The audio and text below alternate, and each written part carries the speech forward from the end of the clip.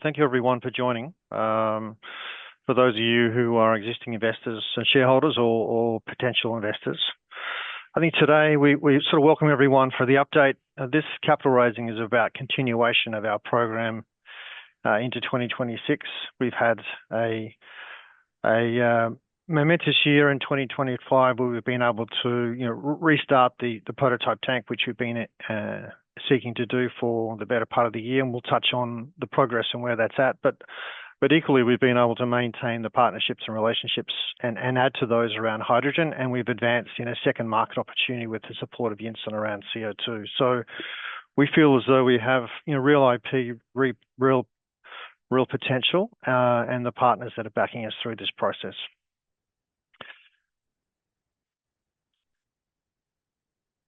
So just quickly on disclaimer, obviously this is forward-looking statements and all projections and timelines are at this point in time, and this shouldn't be read as financial advice. In terms of the investment highlights, I think we've tried to capture here the essence of what we're trying to do, but the overarching premise of why we have the opportunity is that both hydrogen and CCS infrastructure is critical to achieving Europe's climate goals. So they have strong ambitions to reduce emissions by 90% by 2040. So that needs to come in stages, and we often talk about 2030 as the near-term timeline. And of course, commercialising our business, we're trying to get to those key steps next year, which enable us to be in a position to deliver that. So with that comes first mover advantage and strategic location. We lead the market in proprietary IP for hydrogen tanks and solutions and integrated carriers, and we're now pioneering what we're doing in CO2. So those two markets and technologies leverage off each other, and the core focus of all R&D and commercialization is now focused in Europe with our office in Norway. Many of you know I spent a good part of my year there, and I've just returned from two 3-week trips in the last couple of months. The market opportunity is clear to us. So we've been talking about the hydrogen demand for some time. It's still communicated between 5 and 10 million tonnes by 2030.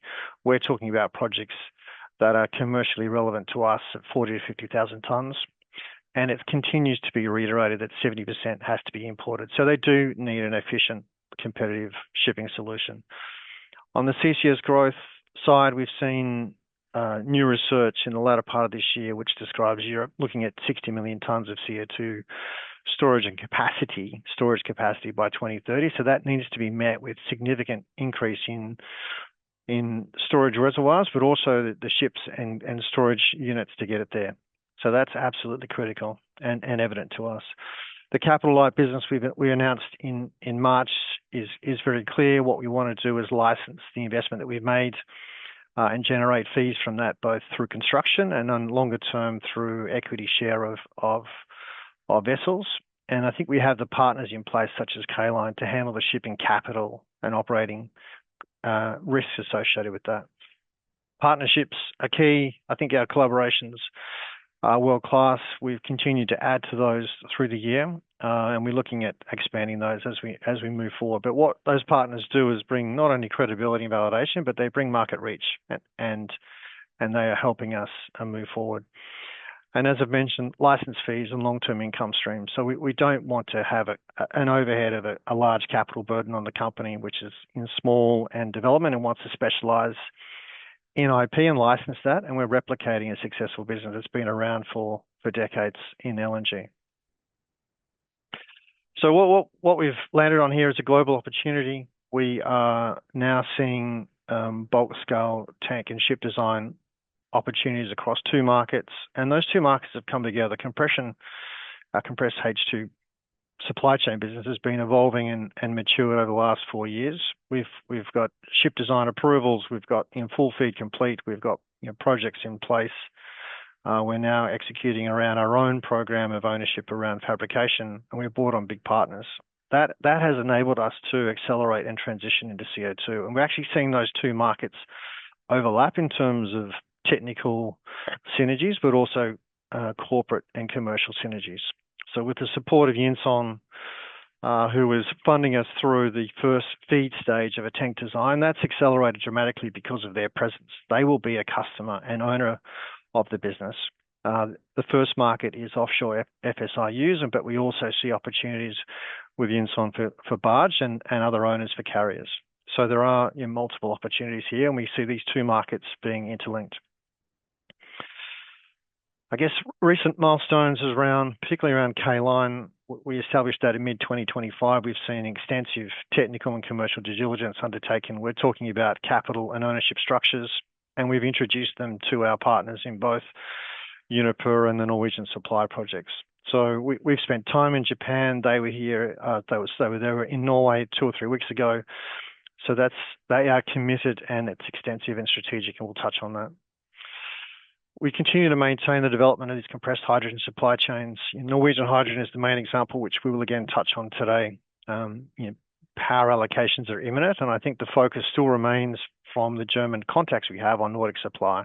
It still is the best opportunity to supply. The robotics centre is key.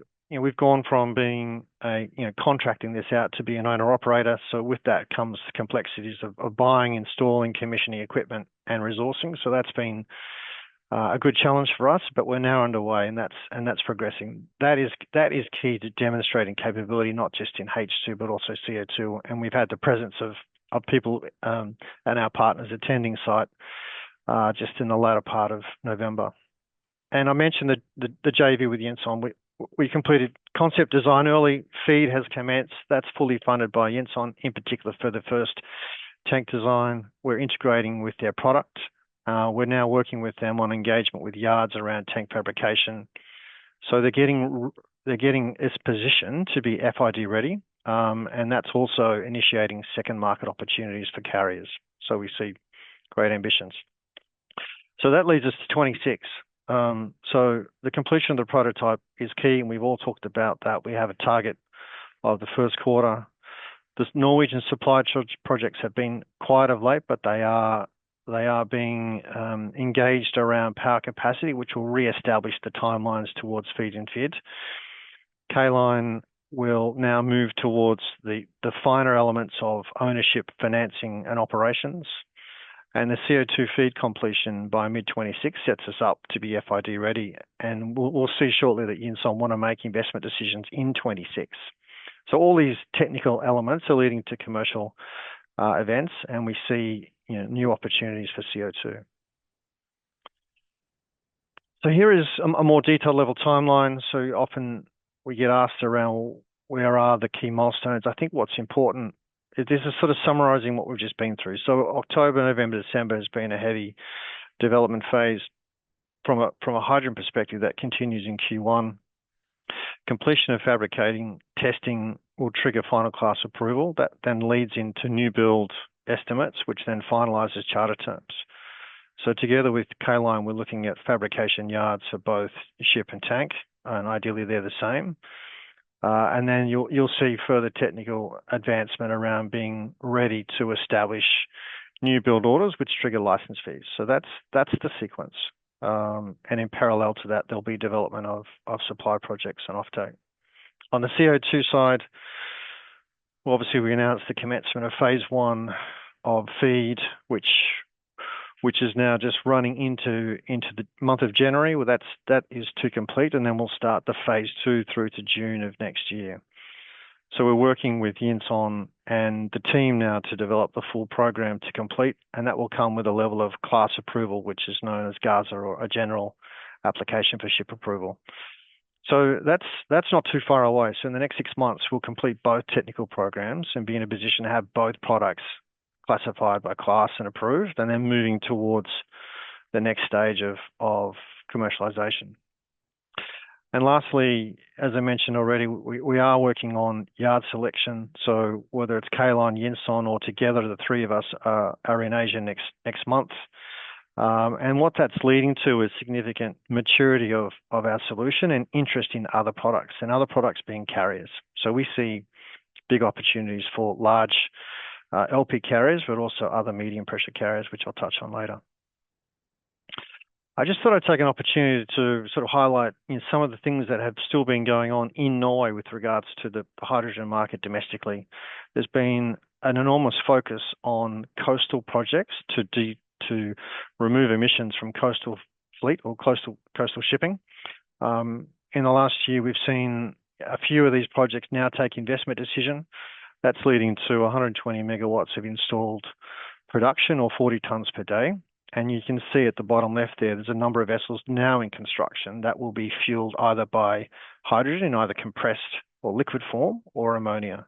So the reason we went to Norway to begin with, because it had this strategic presence of not only maritime but a developing hydrogen economy, is now starting to come through. So production growth through investment decisions. And I think a great example of the benefits of Norway and having access to funding is our partner Norwegian Hydrogen, who has a Rjukan project, 25 megawatts, which is their second project they're looking to take an investment decision on shortly. They've received 3 or 4 rounds of funding, both 2 rounds of Norwegian funding, European Hydrogen Bank, and European Hydrogen Innovation funding. So it's a great example of the future of these projects in Norway that can receive substantial funding support. The Norway and regional case of Europe is still the same. We've continued to mature all elements. We know that Germany continues to state it requires 70% of its import met by new volumes.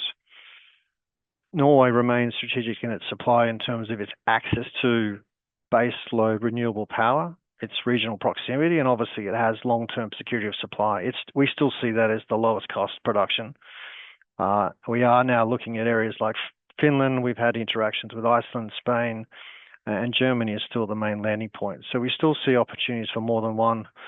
We had Baker Hughes last year come in and confirm that the compression equipment that we want is available off the shelf at scale. It's mature, and the cost and energy efficiency that we promoted has come through. Carolan is key to operating and financing the vessels, so they bring credibility to lifting. And of course, we've got interaction with offtake, and the term sheet with Uniper is still part of that project. So we still see development pipeline of other projects. We haven't been able to detail publicly what the second or third one might be, but we should hopefully be able to do that in the new year. And I guess the benefits still remain. So I think when you look at the fundamentals on the right hand side, the cost of power is the key driver of hydrogen price next to electrolyzers. If you can produce hydrogen between 4 or 5 euros per kilogram versus the domestic supply price of 9 to 11, you add 150 for shipping, and you are well inside the market. So you are beating domestic supply. So that's the opportunity that still exists today. In terms of the project, no real change other than the addition of Carolan. So it looks like the project is refining now to 250 megawatts, which is roughly 40,000 tonnes per annum. It still requires 2 of the H2 carriers and 1 LEO at the loading site.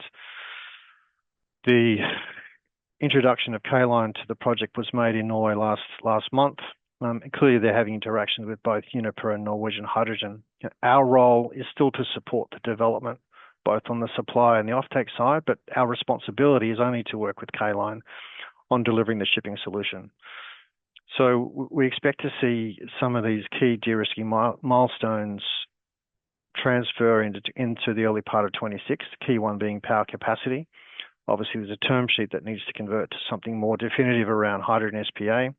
The shipping terms commercially we've already resolved. We just now need to get through the final steps of class approval, and that leads into a new build order. So the elements are still in place, and we hope to make some further updates shortly after the new year. That leads us to what does the company make out of a single hydrogen project? Now we have announced this earlier in the year. We still stand by the elements here in terms of a technology license fee and origination fee.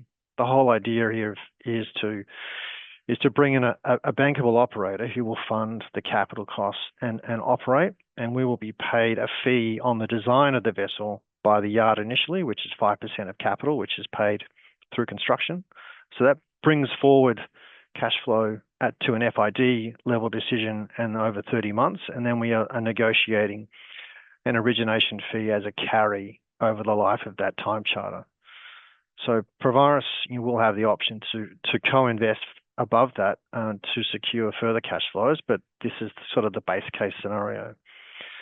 So out of a single project without putting capital in, we think we can generate material fee income, which has a nice NPV valuation effect. And I think if you look at the research by Andy Williams at RAS, he's done a good job at representing what this looks like on a per share basis. And we see multiples of these. So this model should be similar in the CO2 space, and we're working through those terms with the joint venture with Yinson.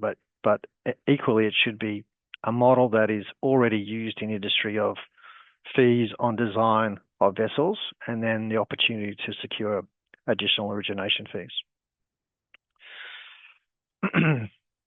Just quickly on the ship again. So just a reminder, so we've done 4 years of development, full feed design is complete, approved by CLASC. We've done extensive risk and safety studies. We've got a US patent on the tank and how it integrates to the ship. So very little engineering left. Obviously, we need to develop the prototype tank, which we'll touch on shortly. But key is bringing in Carolan as the operator. So they bring credibility to not only review of technical, but how it will operate. So with the prototype tank, I'll touch on that later, but I think it's worth just reiterating who Carolan is for those newer investors who haven't seen discussion on this. So we announced an MOU with Carolan mid-year. We've been talking to them for the better part of all of this year. They're a global operator of some 450 vessels. They've been operating for over 100 years, $7 billion listed company in Japan, one of the main 4 shipping companies. They already have established fleet operations in Europe. They run about 90 energy sector ships globally, but they have operations where they are shipping LNG out of the Snøhvit project with Equinor in Norway, which they've done for 20 years. And they also operate the first 3 liquid CO2 carriers at Norway's Northern Lights project. So they have a platform ready to implement and put in place the hydrogen vessels that we're talking about. They also have strategic partnership with Yinson. They're equity partners in Yinson's FPSOs, which you can see on the right-hand side. And they are in partnership with Yinson and Harbour on the LCO2 project, which we're looking to extend from FSRU into carriers. And obviously, a Japanese owner has access to Japanese innovation funding and the lower cost of debt financing that they have. So what we've seen around the financing these vessels is something that we could never achieve, and probably more competitive than most other owners. So a really important partner. I think what's important, what have we done? So we've done extensive technical review. We've had workshops both in Japan and Norway. That's reviewed the feed design approval and class approvals. We've done site inspection. Now the prototype tank, they understand fabrication, and we're now going into Asia talking to fabricators about how you fabricate these tanks at scale. As I've mentioned, the commercial model has been reviewed and signed off. It represents material financial returns in terms of what they expect. So we've been through OPEX, crewing, dry dock costs, insurance, and financing. So again, we are looking to be ready next year for investment-ready decisions. So key next is to work with those yards around fabrication and ship build contracts, and then ultimately we'll develop this special purpose company at investment decision that will own and operate the vessels, which Provaris will participate in. So it's been a very productive relationship, very engaging. Michael might have a few comments later on. He's had his own meeting with Carolan. As you can see on the top right-hand side, they came to Norway in November. We spent 2 or 3 days in Oslo doing technical and commercial workshops, but they also attended Fisker, where we took them up to review and look at how fabrication and welding is taking place. So a very good relationship. On the prototype tank itself, as we've discussed, it's located up in a little village called Fisker on the west coast of Norway. It's about an hour's flight and 2 hours drive from the airport. The scale of the tank is 2.5 meters by 11 meters in diameter. It's about 35 tons of steel. it replicates what the full-scale tank design looks like, and it will replicate how you scale ultimately and fabricate these tanks. So here is the equipment and all of the jigs and material that we had to acquire out of the financial bankruptcy this year. It did take us longer to get access to the equipment.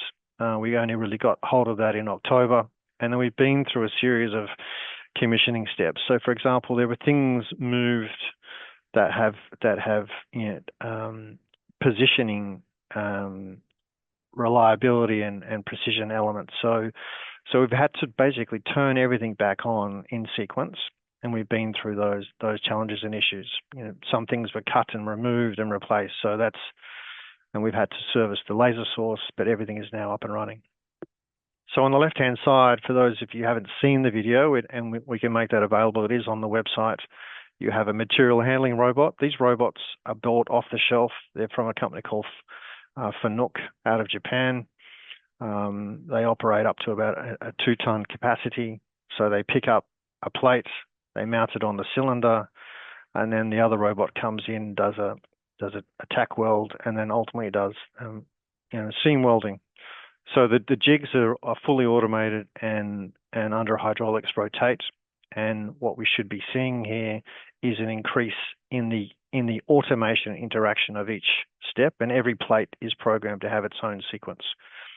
So we will continue to release further images and updates, whether it's the end of this month or definitely during January. There is a Christmas break that takes place in Norway, but we are confident now we're seeing the precision and accuracy that we need, and we will bring up the speed at which the automation takes place, because what we have here is a replica of what will be done at full scale, but clearly in 12-meter diameter versus 2.5 meter. Here again is representation of some of the elements, and obviously a number of stakeholders on site last month. So taking people to site to see the elements of jigs and plate and automation and the type of welding that's going on here collectively is what's part of our IP, if you will, but it's also advancing the technical confidence of what we're doing. So we will have DNV and ABS as classification societies on site. In the new year, they'll be periodically coming to inspect welds. Obviously, we'll have our partners in Carolan and Yinson and others coming to inspect as we advance as well. So this is an excellent opportunity for us to accelerate the maturity and understanding of what we're doing. And there's a number of people, both on offtake, supply, and technical, that will be coming to site in the new year. So that's the element of hydrogen. So now I'll skip to CO2. So we announced this joint development agreement with Yinson back in just August 2025. The intention there is to move to a 50-50 joint venture of all IP that's developed. The whole idea they've come to us says that if you can use the design of the H2 tank to increase the scale to suit liquid CO2, and how would you do that? So we've been able to develop a tank design of 25,000 cubics of storage versus what's available in the market today at 5,000 to 7,500. So if you can increase the capacity of a single tank by 3, 4, 5 times, you're eliminating the total number of tanks. And so what we're doing is stripping out capital cost of tank, steel weight, and ancillary processing material, but we're also reducing the dimensions of the vessel. So a lot of capital and operating cost savings. So we've completed concept design. We've now commenced FEED back in October. That will, as I mentioned, go through 2 phases. First delivery phases in January, which is also undertaking review with class, and then final delivery in June, which has full integration with Yinson's FSIU, but also comes with a level of class approval on the tank. So that is a much greater accelerated program than what we've seen in the past. This has global opportunity. Yinson don't see this as a one tank, one project opportunity. That's why they're funding us through to accelerate their solution, and they'll be the first customer, but they also see a large market opportunity. So again, the joint venture will have the ownership of the IP. It will license to vessel owners that will be constructed by either yards or fabricators. We won't be going into the fabrication business. So this is a pure licensing business. So on the right-hand side, you've got Yenson, who are invested in a 10 million tonne CCS reservoir project in Norway. Their partner is Provaris Energy. They are developing this 100,000 cubic floating storage and injection unit. It sits offshore there and it receives CO2 from shuttle tankers, and then it injects down to the reservoir. So that is the first unit designed specifically around these tanks, and it will be the first customer. As an overview of their project, they've been working on this through 2024 to 26. You can see their timeline in the bottom corner. They are looking to complete feed studies in 26, have term sheets with emitters, and look at an investment decision it says 26, so it'll be the end of 26 and operating by 2030. So this is Jenson's timeline together with Harbour. And so what they're asking us to be is FID ready by the middle of 26. So again, we're having to accelerate, add to the team, but that's the clear timeline of key milestones that we outlined, in the chart earlier.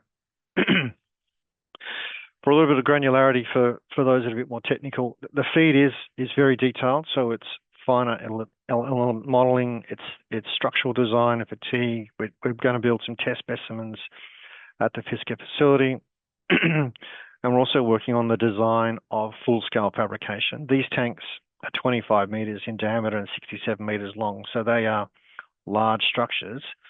And you can see on the right-hand side, there are 4 of those tanks that sit within the illustration there in the outline of the FSRU. So Yenson is designing and moving forward on the basis of having our tank in their solution. So it is moving quickly, and as I mentioned, so Per, our CTO, and Yenson are off to Asia in January to meet with yards who have the capacity and facility and capability to construct these tanks. So the response to, can you feasibly construct these tanks using your design and the robotics method that we're developing?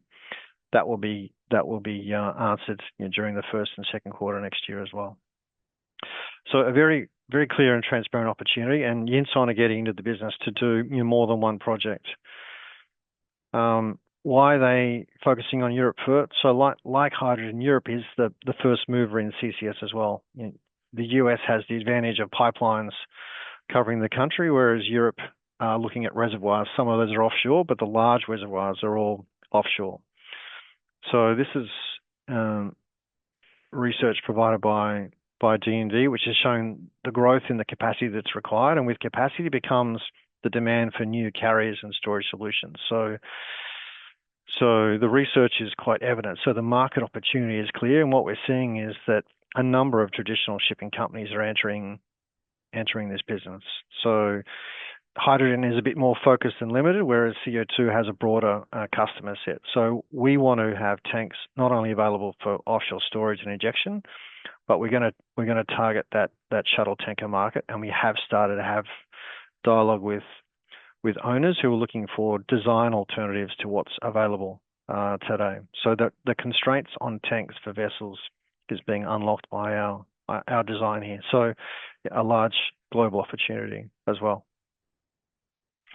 I mean, just as an example, we've been using this as a teaser, given we have experience on developing ship designs. If you take that existing 25K tank and put that into an envelope of a proposed LCO2 carrier by Asian yards that's looking to have capacity of circa 40,000 tonnes, they need 6 tanks in an envelope, which has a cargo hold utilization of 40 to 50%. By using 2 of our tanks in the same envelope, so you're adding no capex to the vessel, you're increasing the hold cargo utilization up to 77%. So without normally any capital increase, and what we believe to a lower construction cost of these tanks, you're giving them a 25% uplift in containment. And so that's used in shipping. So that's the opportunity. So we hope to have news in the new year. We are in dialogue with owners about this opportunity to fit our tanks into their ship designs. And again, that becomes the potential for a licensing event. So these carriers are what's required for those European projects. So whether they're 50,000 for offshore injection or they're 20, 30,000 for smaller regional coastal tankers. So again, a clear opportunity that's evolving. So just by way of summary, in terms of the capital structure, currently we have 860 million shares on issue, a market cap of 14.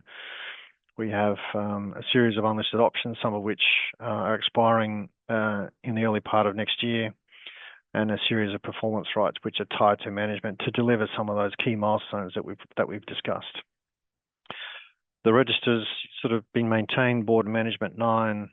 We have some institutions there that have been supportive and some high net worth officers, and the balance being retail. But top 20 and 50 still remains relatively stable for some time. And of course, we have Jens on as a shareholder these days as well. Board and management, no real key change. We've continued to run as lean as we can. We do have a number of consultants working on the CO2 project, which are specialist skills out of Norway and Sweden.